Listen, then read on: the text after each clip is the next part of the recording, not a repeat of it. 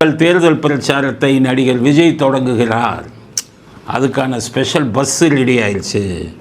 இதுவரை மிகப்பெரிய தலைவர்கள் எல்லாம் பார்த்துருக்கேன், எல்லாம் வேனு தான் பண்ணுவாங்க.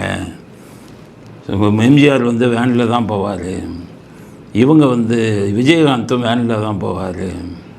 ஜெயலலிதா அவர்கள் ஒரு டாட்டா இது மாதிரி ஒரு பெரிய வண்டி, டாட்டா சுமோன்னு அப்போ பெரிய வண்டி, அதில் போவார். ஆனால் முதல்ல பஸ்ஸில் போனது விஜய் தான். ஸ்பெஷலாக டிசைன் பண்ணியிருக்காங்க அந்த பஸ்ஸை. அந்த பஸ்ஸு இதற்காக பிரத்யோகமாக தயாரிக்கப்பட்ட அந்த பஸ்ஸை, விஜய் பிரச்சாரத்துக்காக தயாரிக்கப்பட்ட பஸ்ஸு வீடியோவை நீங்கள் பாருங்கள்.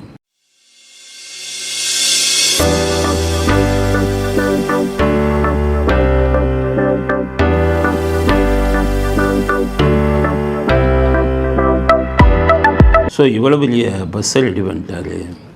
இதில் நாளைக்கு சனிக்கிழமை முதலில் சனிக்கிழமையில் மட்டும்தான் பிரச்சாரம்ட்டார். உதயநிதி சொல்லிட்டார், நான் டெய்லி போவேன். அவர் போயிட்டு 3 நாளில் படுத்துடுவார். விஜய்க்கு இருக்கிற சக்தியில் பாதி கூட கிடையாது. அதுக்கு பல காரணங்கள் உண்டு, அதெல்லாம் வெளியில் சொல்ல முடியாது. அதனால் விஜய் இது ரெடி ஆயிடுச்சு. நாளை சனிக்கிழமை முதலில் திருச்சி மாவட்டத்தில் பயணத்தை தொடர்கிறார். ஒவ்வொரு வாரமும் ஒவ்வொரு மாவட்டம். அப்போ மொத்தம் 28 வாரத்தில் எல்லா மாவட்டமும் முடிஞ்சிடும். அப்போ 4 மாதத்தில் முடிஞ்சிடும். அப்போ இந்த வருட கடைசிக்குள்ளே எல்லா மாவட்டத்தையும் அவர் சுற்றிடுவார். அதுக்கப்புறம் ஜனவரி, பிப்ரவரி, மார்ச், ஏப்ரலில் தான் எலெக்ஷன் வரும். அந்த இறுதிக்கட்ட பிரச்சாரத்தை, தேர்தல் பிரச்சாரத்தை அங்கேருந்து ஆரம்பிப்பார். அப்படிங்கிறது அவருடையது. அதில் நிறையா சொல்லிட்டார். எங்களுக்கு என்னென்ன கண்டிஷனோ போட்டிருக்காங்க. யாருக்கு இது பண்ணணும், யாருக்குமே போடாத கண்டிஷன்லாம் எங்களுக்கு போட்டிருக்காங்க. அவ்வளவு காவல்துறை. ஏன்னா காவல்துறை ஏவல் துறை. ஸ்டாலின் என்ன சொல்கிறாரு தான், விஜய்க்கு தொந்தரவு கொடுங்கன்னா தொந்தரவு தான். சரி, விஜய்க்கு தொந்தரவு கொடுக்குறாங்கன்னா பிரேமலதாவுக்கு ஏன் தொந்தரவு கொடுக்குறாங்கன்னு புரியல. அவங்க இப்போ தான் போய் பார்த்து இவரை ஸ்டாலினை பார்த்துட்டு வந்தாங்க. ஏதோ கூட்டணியை பற்றி கூட பேசுனாங்கன்னு ஒரு செய்தி வந்தது. அப்படி இருந்தால் விஜய் பிரேமலதா என்ன சொல்கிறாங்க, நான் போகிற இடத்துலலாம் கரண்ட்டை கட் பண்ணுறாங்க. கரண்ட்டை கட் பண்ணுறது அவங்களுக்கு கை வந்த கலை. அவர் அமித்ஷாவுக்கு இப்படி தான் கரண்ட்டை கட் பண்ணாங்க. பாட்டு அப்புறம் பிடிச்சி தான் உள்ளே போட்டு துண்டை காணோம் துணியை காணான்னு ஓடிச்சு அந்த கூட்டம். ஜெயலலிதாவுக்கும் இப்படி தான் கரண்ட்டை கட் பண்ணாங்க. 96 2001 வரை அவங்க போகிற கோர்ட்டு இதிலெல்லாம் கரண்ட்டை கட் பண்ணி லிஃப்ட்டில் போகாமல் படிக்கட்டில் நடக்கட்டும்னு கீழ்த்தரமான வேலையெல்லாம் பண்ணாங்க. அதுக்கு தான் அந்த மாதிரி 2001 திரும்பி பிடிச்சி உள்ளே போட்டு ஐயோ அம்மா என்னை கொள்கிறாங்களேன்னு கத்துனாங்க. ஏன்னா அந்த கரண்ட்டை கட் பண்ணதுக்கு தான் அந்த அம்மா உதைச்சது. அதே மாதிரி அமித்ஷாவும் செந்தில் பாலாஜியை உதைச்சது ஏர்போர்ட்டில் கரண்ட்டை கட் பண்ணாங்க. இதெல்லாம் பார்த்துட்டு தான் அவங்கெல்லாம் போட்டு உதைச்சாங்க. இப்போ மறுபடியும் பிரேமலதாவுக்கு கரண்ட்டை கட் பண்ணதாக அவர் சொல்கிறார். பிரேமலதாலாம் உங்களுக்கு பெரிய எதிரி இல்லையே, அவங்கக்கிட்ட நட்பு முறையில் தானே இருக்காங்க. அவங்களுக்கு ஏன் கரண்ட்டை பண்ணீங்க?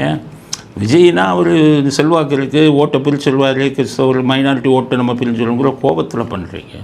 அவங்களுக்கு ஏன் பண்ணீங்க அப்படின்னு தெரியலை. ஸோ விஜய் சொல்லிட்டார், இவ்வளவோ கண்டிஷன் போடுறாங்க அப்படின்னு.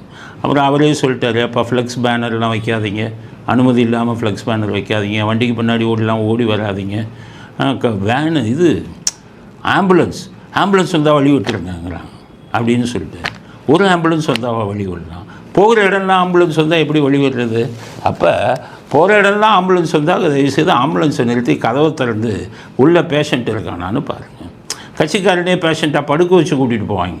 அது உண்மையானு பார்த்துக்கங்க. இந்த திமுக பண்ணுற தகுடு திட்டமெல்லாம் பார்த்துட்டு இதுக்கு ஆம்புலன்ஸுக்கு வழி விடுங்க. அடுத்தது இந்த லாரி பஸ்ஸில் படங்களாக போட்டிருக்காரு விஜய், கொஞ்சம் திருட்டியிருக்கார். முன்னாடி பூரா நம்ம ராமசாமி ஃபோட்டோ கட் அவுட்டு தான் பெருசாக வைப்பார். இப்போ ராமசாமியை கூட்டத்தோடு சேர்த்துட்டார். அவர் 4-5 பேர் கூட்டத்தில் ராமசாமியும் போட்டார். ஆனால் பெருசாக அண்ணாதுரையும் எம்ஜிஆரையும் போட்டு நடுவில் விஜய் நிற்கிற மாதிரி கொஞ்சம் திருந்திருக்காரு. ராமசாமி படத்தை ஃபுல்லாக எடுத்துட்டால் தான் அவர் முழுவதுமாக திருந்தினார் அப்படின்னு நம்ம ஒத்துக்க முடியும். ஏன்னா ராமசாமி படத்தை போட்டிங்கன்னா நாங்கள் சாமி கும்பிட்றவங்க யாருமே உங்களுக்கு ஆதரவு கொடுக்க மாட்டோம், சாமியை செல்பால் அடித்தாலும் கொடுக்க மாட்டோம். அப்போ அவங்க ஓட்டெல்லாம் நிச்சயம் உங்களுக்கு பாதிக்கும். கொஞ்சம் கொஞ்சமாக திருந்தி ராமசாமி போட்டோவே எடுத்துருங்க. அடுத்து இந்த ஒன்றிய அரசுங்கிற வார்த்தையை சொல்லாதீங்க. ஒன்றிய அரசுன்னு சொன்னீங்கன்னா நீங்கள் திமுகவின் ஜெராக்ஸ் காப்பின்னு தான் நம்ம நினைப்பாங்க. அப்போ திமுகவை விரும்பாதவர்கள் உங்களுக்கும் ஓட்டு போட மாட்டாங்க. அப்படிங்கிறதான். நல்ல வேலை. ஏன்னா முன்னாடி ஒரு சைக்கிளில் போகும்போது கருப்பு சிவப்பு கலர் போட்ட சைக்கிளில் வந்து தான் ஓட்டு போட்டார் முன்னாடி. இப்போ இந்த பஸ்ஸில் கருப்பு சிவப்பு அடிப்பாரான்னு பார்த்தோம், கருப்பு சிவப்பு அடிக்கலை. அதனால் கொஞ்சம் கொஞ்சமாக திருந்தி திமுக அதை விட்டு சாயத்தை விட்டு வெளியில் வாருங்கள். அதனால் உங்களுடைய பயணம் வெற்றி பெறுவதற்கு வாழ்த்துக்கள். திமுகவுக்கு எதிராக மிகப்பெரிய சக்தியாக நீங்கள் உருவாக்கி ஓட்டை பிரிங்க. அப்போ தான் அவர்களை தோற்கடிக்க முடியும். ஏன்னா பிஜேபி அதிமுகவில் வந்து சண்டை போட்டுக்கிட்டு இருக்காங்க. அவங்க பெரிய எதிர்க்கட்சியாக வந்து ஸ்டாலினை வீழ்த்துவாங்களாங்கிற சந்தேகமே வந்துருச்சு. ஏன்னா அதுக்குன்னே ஒரு குரூப் இருக்குது, டிடிவி. அவர் சொல்கிறார் விஜயோட கூட்டணி தான். இவர் என்னமோ இவர் தான் விஜய். அதை யோசிக்க முடியும். என்னையா யோசிச்சு இப்போ ஊருக்கு 10 ஓட்டு கிடையாது, அதை யோசித்து முடிவு எடுப்போம் அப்படின்னு அவர் என்னமோ பெரிய இது இருக்கிற மாதிரி, செல்வாக்கு இருக்கிற மாதிரி, எல்லாம் செல்வாக்கு இருக்கிற மாதிரி பேசிக்கிறாங்க. அதனால் விஜய் வந்து ஒரு நல்ல பலமான குழு இதை உருவாக்குங்க. பாஜகவும் அதிமுகவும் மறுபடியும் பலமுடன் வாங்க. 2வது இடத்தை யார் பிடிக்கிறீங்க அப்படிங்கிறத பார்க்கலாம். அதனால் நீங்கள் வந்து 2 பேரும் ஓட்டை பிரித்தால் காலி திமுக அப்படிங்கிறது செய்தி. இப்போ 2 பேரும் ஓட்டை பிரிச்சாலுமே திமுகவை எப்படி காலி பண்ண முடியும்? அதில் சிக்கல் இருக்க. எப்படின்னா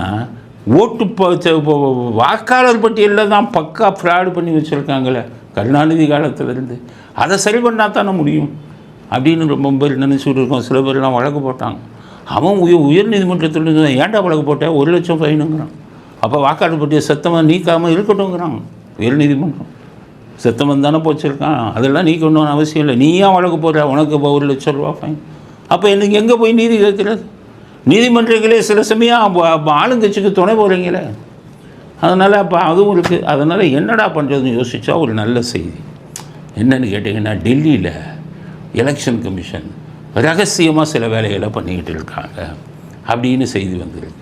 என்ன ரகசியம்னா, இப்போ தமிழ்நாடு எலெக்ஷன் கமிஷனர்கிட்டருந்து இங்கே தேர்தல் ஆணைய அதிகாரி இருக்கார் ஒவ்வொரு மாநிலத்திலும், அவர்கிட்டருந்து சில விஷயங்கள்லாம் கேட்டிருக்காங்க.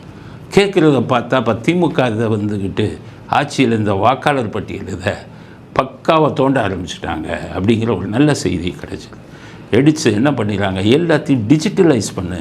தமிழ்நாட்டில் சத்தமெல்லாம் எத்தனை, இதுக்கப்புறம் போலி வாக்காளர்கள் எவ்வளவு, ஒரே வாக்காளர் வந்து எத்தனை தடவை வரான், எல்லாத்தையும் எடுத்துட்டாங்க. எடுத்து தலை சுற்றி போச்சோம். பீகாரே பரவாயில்ல, பீகாரில் 60 லட்சம்னா இதில் அதெல்லாம் தாண்டி போகுது அப்படிங்கிற செய்தி வந்து அவங்களுக்கு கிடைச்ச உடனே தமிழ்நாட்டை ரொம்ப ரொம்ப வேகப்படுத்திக்கிட்டு இருக்காங்க.